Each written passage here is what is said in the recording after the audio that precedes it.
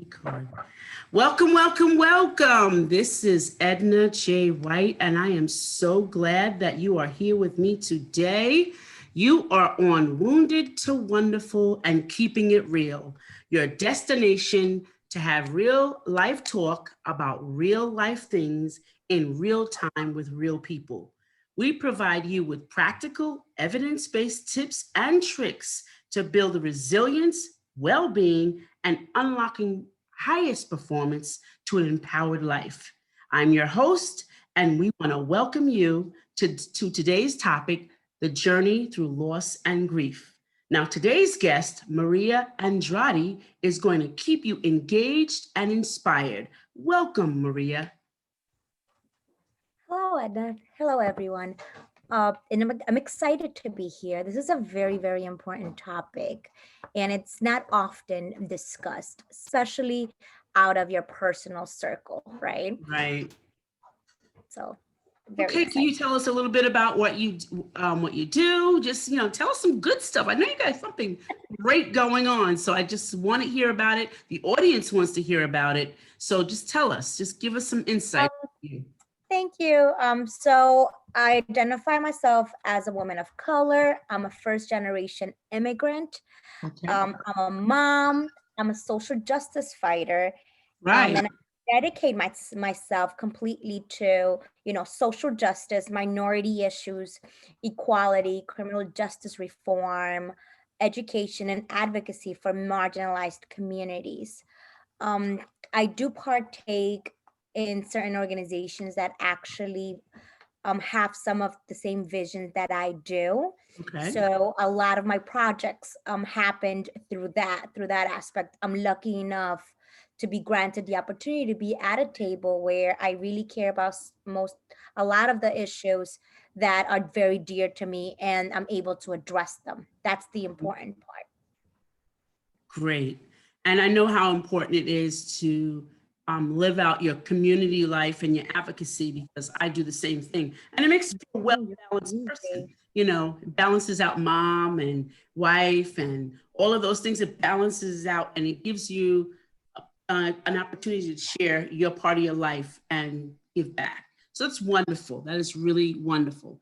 So today's topic, we're going to talk about loss and grief. And we know that we all probably have, through this pandemic, gone through some loss and some grief. We've gone through death, and we also have gone through loss of, friendships. We've gone through loss of jobs. We've gone through a lot of loss of, just things in our lives. So we want to talk about that pain and kind of work through how it affects our lives in various points and various ways. So Maria, can you just let's talk about how in general, if you can give us some experience of how loss has affected your life or a client's life. Absolutely. So one of the things that how we operate, that we seldom talk about, is how we work through our pain, right? Yeah. We have the face of, we've got to get things done. Us warriors with so many hats on, we get the job done. We get it done. Mm-hmm. But the mental toll that that takes on our body, and I Right. was actually doing some research where you were thinking that's not a loss. That's not really pain. I'm just exhausted because Right. you're absorbing all of these microaggressions on a daily basis Right. that you have no real outlet unless you actually practice like meditation and so forth. Mm-hmm. But I will tell you from my point of view, I love meditation, but sometimes I even forget to do that Right. because there's deadlines, there's things that you have to do, and I mean, and then you don't have sometimes the outlet to do so. So Right. instead, we are just conditioned to work through. We work through pain day to day. We work through loss. We work through grief.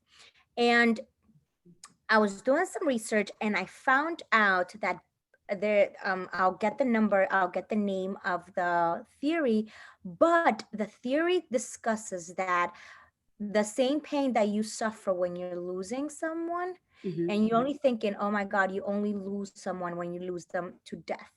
Mm-hmm. That's the only grieving part that you have as a body. Yes, And that's no, it's not. And there's so not many true. other losses. If you lose a job, if you Right. lose an opportunity, if you're betrayed by a close one, if you're betrayed by a family member, That if is you're correct. betrayed and, looked over, and how you feel that, right? We don't acknowledge those little feelings, those little heartaches, and we just brush them off and continue on to the next thing, and we just pile up so much pain within us, and then that becomes stress balls, Right. and then our body just continues to adapt to a point where our body says no more, and then sickness comes and all these things because your body's just used to processing in and out. Right. It's correct. So what I'm hearing you saying is that loss sets an emotion into a emotion of all kinds of lesser losses. So, like you said, loss of what we know as loss in a life, we're shattered by that, and then we have a loss of, you know, a job or a loss of connection. We lose. There's little things in between the loss of, like, say, for a death, we lose like the connection of that person. We The lose, connection. you know, we Absolutely. just them being there, we lose that part. We lose the part that, okay, now how do I feel that? We lose all. There's so Absolutely. many losses in life in general that we don't believe that it's life altering. And you said something that triggered my thought. I see a lot of things that that people print, and they talk about, I'm built for this, I'm built for that, that you hear that all the time. And I'm, Great. There you go. you got to be careful what you're built for, because are you really built for pain? Because Are you? I don't think We God are. intended us to be built for pain. I think he intended us to understand the effects of loss, Absolutely. Absolutely. various points and ways, kind of direct the focus on trying to change that trauma. So I'm honored that you said, what you said. It's, the effects of painful, and to actually, let's talk about dealing with the pain. We go through it, like you said, but then Yes. we acknowledge it and we don't express it. We're told not to acknowledge. Knowledge. We're told our culture. Not acknowledging that. Let's talk about that, Maria. So I'll give you my experience where I thought that it was actually normal. I came into a point in my life where, I had the dreams. I wanted to go to school. I wanted to do this and fifth. But I made other choices. And then I ended up, of course, being with my family and raising two kids, having the Mm, husband, having everything that, that you think you want. right. I was 18. I was I 18, love that. Tweetable, think you want what you think you think want. you That's want. right there. But, then it comes, of course, your culture. Mm-hmm. Um, we often don't talk about how much our culture has to do with our expectations and Ooh, what we are taught to approve. We are taught to embrace. We are taught not to whoa, ask questions. We are taught whoa. not to ask for help. And that Absolutely. took a long time for me to get out of, a an abusive relationship where Mhm. I was not happy. And this is the first time that I've ever spoken about this, and Right. that's why I chose that topic, because I figured, I'm like, it's okay to talk about it now. Before, every time I would discuss this with my dear friends, i Mhm. can I would not be able to finish a sentence Right. because the pain would just come through. But for me to be able to talk It's great. and think, that's growth. And Exactly. it took a long time to do so. And And I it took can a lot of work from you. You worked absolutely, through it. You had to absolutely. work through it. That's You good. have to work kind of like backwards in your psychology, Yes. right? Because you're just like everything that you've known cannot get you Exactly. prepared to what life just throws at you.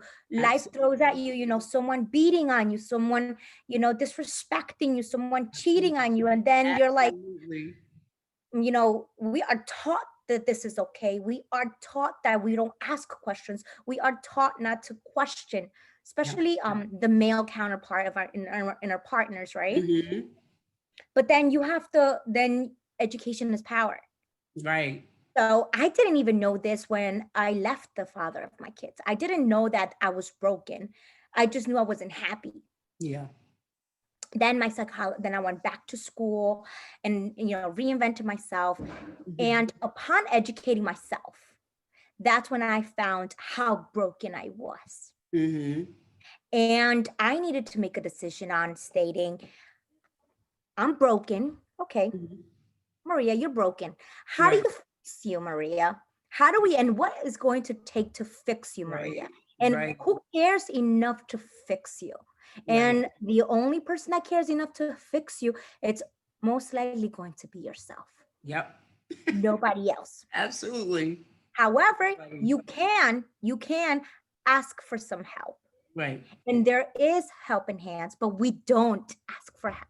No. Even when we can see all of these posters about X, Y, and Z, Right. about really sensitive issues that many of us have gone through, and we don't open up because we don't want that attention brought upon us. And then Right. those of us that are mothers, no, we don't want that attention for our children, Right. because you know the connotation that Yep. attention brings to your child in school. Just for one Exactly. adult to hear that, um, It's so inevitably they're gonna look at it from a different view, whether you want to it's or not. true. Human, True. it's It's human, true. right? It's true. So when I learned how to operate, when my psychology professor told me, I wrote my briefing on, you know, what I things that impacted my life. And Mm-hmm. I wrote that, and then they approached me and said, well, this is like a crisis calling. And I'm like, I didn't think so. And they're like, yes, it is. He's like, he said, Miss Andrade, you've been working through pain all your life. And I'm like, I have, right? I didn't know this. I'm used to. What are you talking about? I'm like, this is normal. Isn't this Right. normal? Because Exactly. some sort, it's the mindset. So Mhm. whether you have a good or bad day in work, the second you go through that door, you best put your best face on. Right. You best put whatever you need to do whatever you need to do, Mm-hmm. so your kids don't see that. Right. Because at least you don't want your kids to see the trauma that you're enduring. Right. And then sometimes we also fail because we're also humans. So we also fail at that. And we can't hold it. And we're mad at the world. And we're like, Yep. we're not mad at home. We're not mad at home. But then we run through that door and it's like, what is your problem? I had a hard Exactly. day. It spills out on everybody. It just Everything. And yeah. so it's It, operating from pain. right. Wow. And when I saw that, and then of course doing the research on how your body is responding to Oh trauma, yeah. and you don't realize it, those headaches, those Total dis-ease.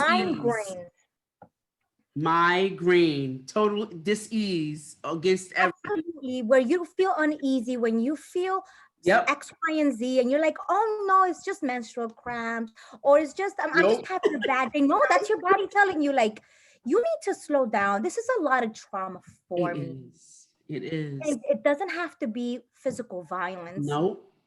It doesn't. Because to an extent, even physical violence, you see it, you feel it, and then it goes away.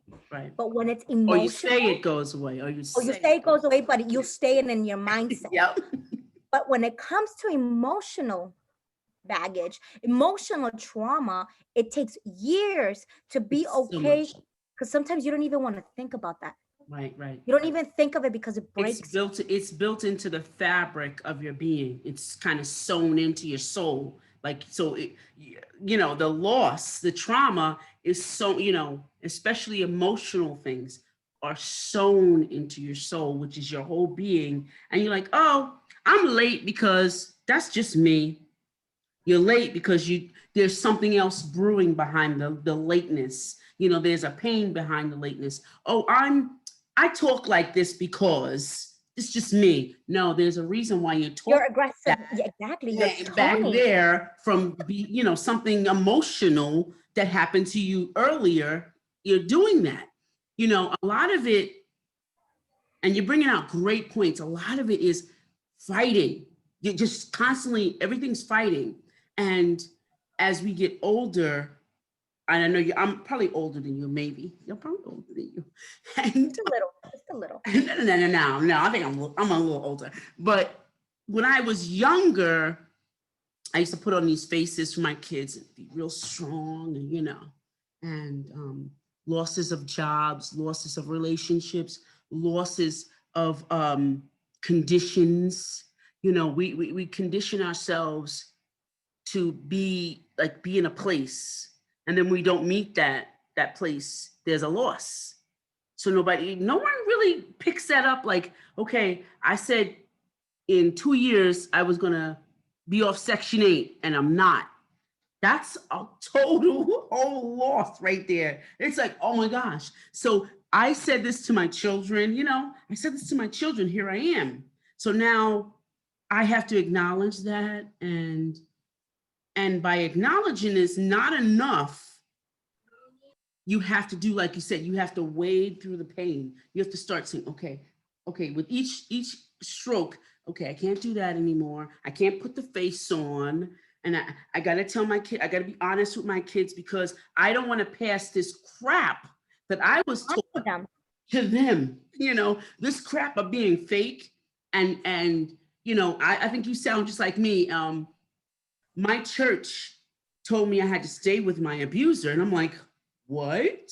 You mean to tell me God wants me to suffer?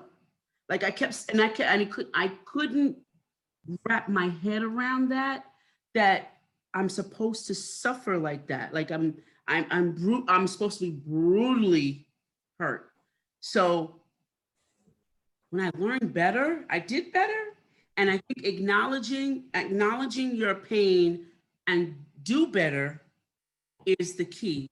When you know better, you do better. Now we get to the part where we're at the loss, and now we want to be able to reprogram or change the expression of pain into something that is knowledgeable. How do we start converting that? How do we start changing that even in small increments? How do we start doing that? Maria, is there anything that you could say that we can start converting that, that attempt to honor our feelings and where we are in life? So I was never so much a religion person. Yeah. And then I started going to church, right? My father is an atheist, so he doesn't really believe in that. My mom is Catholic. So Right. I grew with some sense of, religion. I knew that you do wrong. And but you couldn't ask for help. You just can't. Right. You're looked at. No. And it's understand and being okay with being different. Learn to look in the mirror and say, I messed up. Right. I messed up. Okay. How do I fix this? A mistake does not define you. We are taught that mistakes define us. We are taught that mistakes identify us. Yes. Tags us. That we are never going to be looked any other way but how we behave in a manner. Right. Oh, God forbid you misbehave. God forbid you do something wrong. Yeah, right. Forget it. You are the worst. You're on the other side of hell, or whatever it is, that we're on that side. And we don't even know what the side was. We're on that side. Yeah, you're right. And you don't learn that it's not a big deal until you heal. Yeah, so it's the healing process. Exactly. Because when you're in the beginning and you're like, this is never going to get better. Yeah. I would have never thought that I would be in the place that I am right now. Yeah. I mean, when I split with the kid's father, I had nowhere to go. I had to go to my mom's house and deal with everything that you can think of. Yes, hands up. That's 2-3 jobs just to make sure that, that I wasn't homeless. Right. Because if I didn't have those 3 jobs, then where will my kids go? Right. How am I going to afford X, Y, and Z? Right. And then you're taught to, okay, you struggle on your own. You keep struggling and you say nothing. You don't tell anyone Right. because But nobody struggle is wants to supposed to hear be your good pain for us. story. Struggle is It's supposed to good. make us grow. It's supposed to Yeah. make us grow. And we can't ask for help because No, then do you know that. the whole drama that We're comes with strong help is, enough. We're how strong. dare you ask for help? You Oh, asked for this upon yourself. absolutely. You know it. And it's, for me, is I started healing again when I started going to church. I started listening. Mm-hmm. I started reading the Bible, Mm-hmm. and then I started doing like some worksheets. I used to Google and I said, okay, healing practices. Just, Start as a doing reader, it I'm a reader. yourself. You started I'm gaining a a reader. relationship with yourself. I ended up being my own my own therapist. I was like, So okay, glad you Maria, said that. this is it. I'm Because so glad you said that. I'm so hey, you can't afford a therapist. Therapists are $400 an hour. I can't do that. But I started watching some videos. I mean, YouTube has yeah, amazing absolutely. items. And then I also came across your stuff, your story, a couple of years back.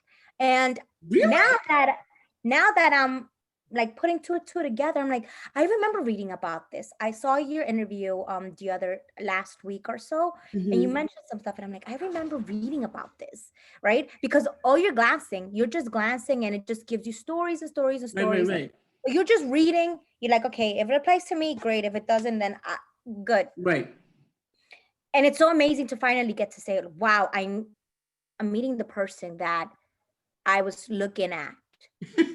See, Well, sometimes you know, when we read the broken stories, yeah, we heal.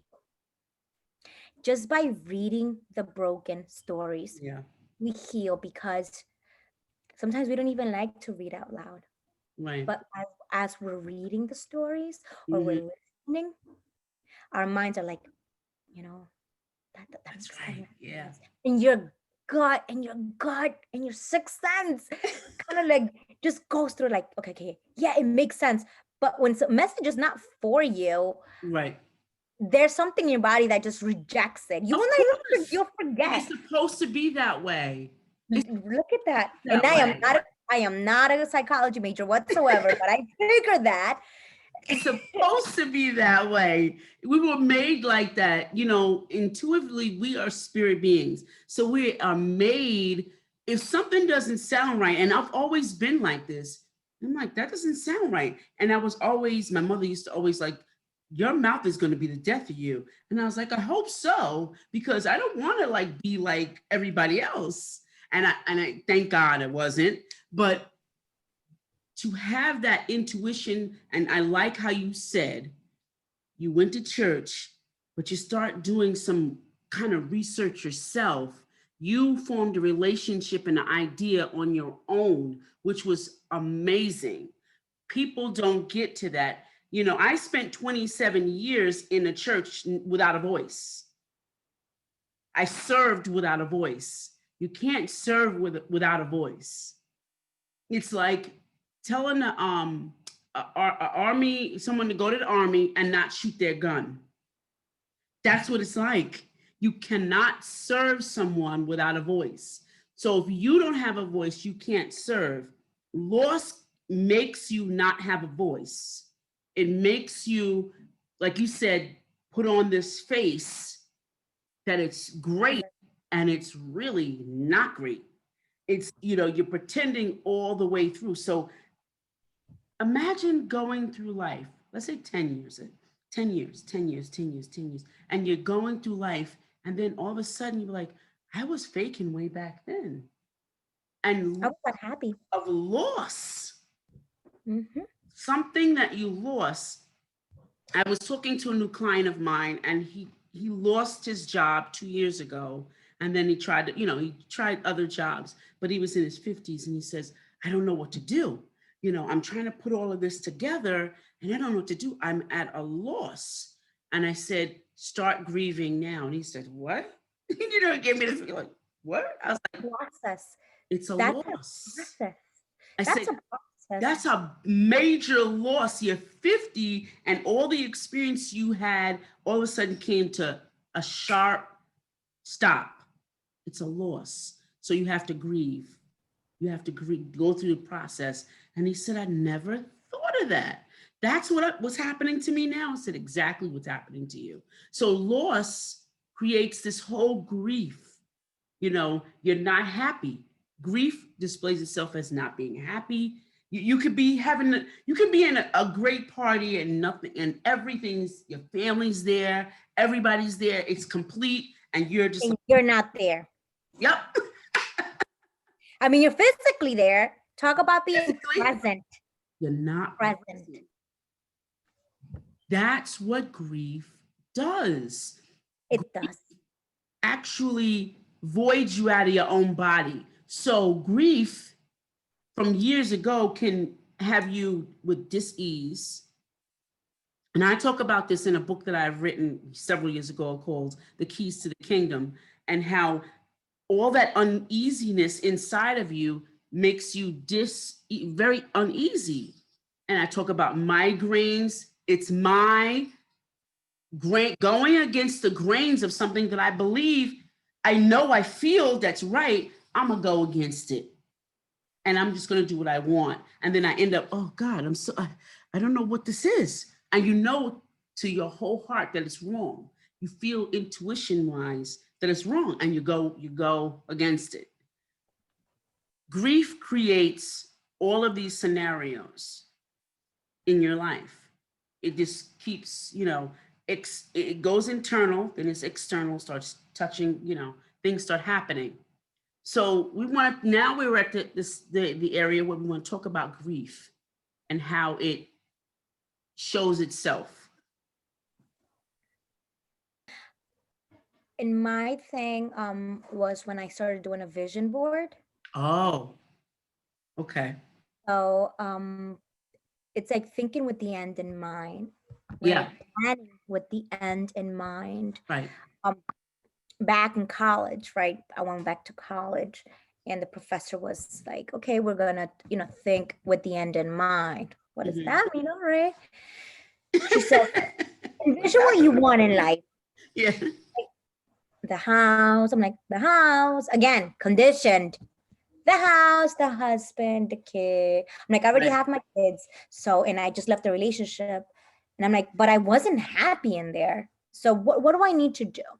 So she spoke and said, you got to break them down. You got to break those goals down. Right. Like, what do you want? What do you want to be known for? And start writing. How do you want, people to remember you? Right. Do you want them to remember you as just a mom? Then embrace that. But if that's not you, ask yourself, what do you want? What do you want? And how are you going to get there? And and hold yourself accountable. Right. Sometimes even going back to and then it's relationships. Oh God, some of us that fall in love. All of us that fall in love. It's true. All of us. We lose it. Once we fall in love, some of us just lose the sense of ourselves, and we become so. Could you say that again, please? Because I'm always saying that. You lose yourself. # lose yourself in love. No. Don't do it. It's not healthy love. If you think about it, all your toxic relationships, like if it didn't work out, if you put like a label on them, toxic, like it's just not for you. And that's why it didn't work out for X, Y, and Z reason, because your spirit was there. You getting out of character, it should not be that hard. And no. I'm a firm believer. I always thought that, oh no, these are problems. And no, they're not. So right now I'm in a complete different phase where, you know what? I already grieved. I already paid. I was the miserable wife. I was the wife that, being home, doing the right thing, cooking, cleaning, and still get cheated on and still get beaten on. Thank you. Don't come and tell me that this is my fault. Don't come and tell me nothing. No, he wasn't man enough for me. And that's okay. Right. And then the next part is saying that person was not for me. And that's okay. Right. That's okay. That's okay. And that's okay. So you move on because you're going to find a person that's for you, Right. that's with you, for you, to Right. grow with you, Right. and find that person. It's going to take some time. It is going to take time, but let me tell you, what I found is through my failed marriages. What I found is what I was lacking, I allowed. I saw something like that. I saw something Scary like to that me. It where scared me. your psychology, your own brain kind of brings out the worst in Yes, people what that you're you missing, and it brings it out, and then it materializes, and you attracted to it. You become you're attracted attracted to to it. because you're missing it. So you're always focused on what I'm missing instead of what I should be doing. Or embrace what I have. Yeah, I'm missing this. I need to focus on what I have, but I don't. I'm missing. I'm always thinking about what I'm missing, what I'm missing. And guess what? It comes right into your life. It comes full force. Every relationship, every guy that I dated, I was like, oh, Talk about law of I attraction. felt it. I was in trauma. I was like, oh, and then I had to stop and take time for myself, because loss means taking time for yourself. And we don't do. And we don't do Do that. that. We move on, Never do that. and we don't take time for ourselves. And what ends up happening, again, dis-ease, we get emotional, we start acting out and spilling on top of everybody else, Everything just spills out through everywhere. everything else in your life. Yes. Preach on. Everywhere, sister. And we can act like, I own my own business for many years. This is the first time in my 50s that I've actually worked for somebody. So just so you know, it's a transition. And whenever I am at the office, or when I was going to the office, they could tell something was wrong. Now, normally when I'm on my own, I take time out, but I have to be at the office. Okay, what's going on, Edna? What's going on? Because you're not normally like this. Your aura immediately, it's like it's there, and it can't help but spill on people, because you're normally like this, and then all of a sudden you're like this. So people feel that. See, loss is not only you, loss is everybody else that's connected to you. It's Exactly. everybody else that's connected to you. So, And you're right. and so loss in all this process, when we're doing all this, we got to remember that we're connected to people. And if we're at loss, and we don't have to fake that. We really don't. We need to feel it, and we need to embrace it, but we don't need to stay there. Because the longer we stay there, see, the problem with us staying there a lot of times is that we get there and we start feeling sorry for ourselves. So those two different things that's going on. When we have loss, we grieve that we're not going to see them again, or we're not going to be there again, or we're not going to do that again. We grieve that part. But then we start feeling sorry. We start having a pity party, and ego gets involved. Absolutely. Ego wants everybody to come and help us. We're laying on the ground suffering, and we want people to stroke us. Ego gets us into the part where we go into do depression, and we forget, or we get so absorbed in it. We're like, how did we get here? Because we want everybody, stroke us and stroke us and stroke us.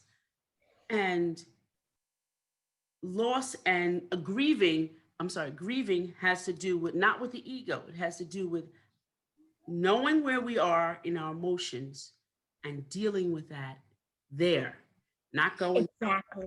street, not going, okay, the next man or the next woman or the next people or more children, not going down there, but being right in that little, Absolutely, yes. right? Don't you think? You're on, because then you know what that triggers? That triggers your self-pity party, your ego. It brings Absolutely. on the damage control syndrome that I call it, where always you always start, well, not always, but you start training your mindset to always be on control. Right. I can't do this again because this has already happened to me, without realizing that you're traumatized, right? Right. And one thing that I learned is, when I look at pictures of myself from years, Mm-hmm. I'm a person that takes a lot of pictures of Me too. myself, and I'm looking. I have Instagram accounts, and every 2 years I kind of like just deactivated that one, and Right. I opened up a new one Okay, because got you. that's my new face. I'm a new face. This is my new face. This was when I was with the kid's father and all that Right, stuff. right, You know what? This is not who I am anymore. right. We're gonna So change that. I'm going to invent a new one. And then when I was in Essex County College, that's part of me. That's a part of me. That's a big part of me. Mm-hmm. But then when I became involved in even more things, when I went to NJCU and started being involved with my fellowships, with Right, right, politics and so forth, right, that's right, a right. whole different me. And Right, then now it's my professional field. When I right, got my degree, I got my right, career going, I right. got all these titles. This is the new me. But I often go back to the pictures. Yep. And if pictures can say words, if pictures can tell Yeah. stories, they're And they do. all there. And I'm looking, and often I find myself looking on the memories thing. I'm like, 3 years ago. Let me look at how many pictures. Let me look at, the pictures from 3 years ago at this date. Yeah, What yeah. was I doing? Right, 5 years ago, right, 6 years ago. right. And I look at the pictures and I'm able to look from the outside and say, I was so broken and I didn't know it. I mean, it was there. The new me, Resolution. the new me sees the Resolution. old me, how broken it was. Right. And then you know what? And then we start thinking, I have to apologize for my behavior, for my broken behavior. Resolution. Yes. No, no. Yeah. You owe no one apologies on how you chose how to fix yourself, because Right. that's what you knew at that time. Right. You were fixing yourself. Right. But you didn't know that you were fixing yourself. You were coping. You were Right. processing grief without knowing that you had a loss. Exactly. And the world is very judgmental. And it breaks us really bad. But most importantly, because we allow it. We are taught that the opinion of others Yeah. have so much weight on What our we do. mind, Mm-hmm. on our everyday, even the way we carry ourselves. Even Right. if someone calls us fat. Oh, how are you? Oh yeah, you've been eating more. So what if I want to set my face over my feelings? Did you ever think that maybe it's not about eating, Right. but we mask it like, oh no, she's eating more, she's gaining weight. Oh no, she doesn't Right. care for herself. Maybe she's doing something, but nobody asks those questions, but everybody's quick to judge. Or if you're losing weight, maybe you're not eating because you're too occupied with everything that's going on that you forget to eat. And then what about when you start breaking out and your face just gets Right. these awesome, beautiful bumps? You're like, where is this? And that's Mhm. stress manifesting. That is stress Right. manifesting through your body. It is. It really is. It really is. Thank you, Maria. We've offered a whole lot of things in this healing journey through loss. Yes. Loss may be traumatic and life altering, might be feeling loss in small and small comparisons and big comparisons, but yet you're feeling and you're It's all about your real, feelings. and they should be honored. The journey of loss is very emotional. It is. We have to learn to go through it, and it's not all going to be correct. And like Maria said, sometimes it takes even photography and finding the ways to express ourselves through these feelings. But yet we need to express, and we need to resolve or come to a resolution no matter where we are, because we are accomplished beings and we Yeah. are beings, which means ongoing, We're alive. not just at one point. We We are are alive. Yes. human beings, on and on and on. So we have to learn to explore this grief journey with gratitude. Even though we're going through the trauma of healing, there's a trail. There's a trail. And we have to go through it with in our spiritual being and not in our humanistic or egoistic process.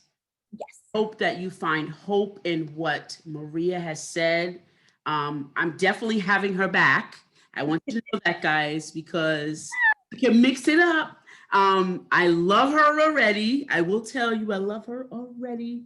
And we'll have her back on another subject. But for right now, Maria, how can we find you?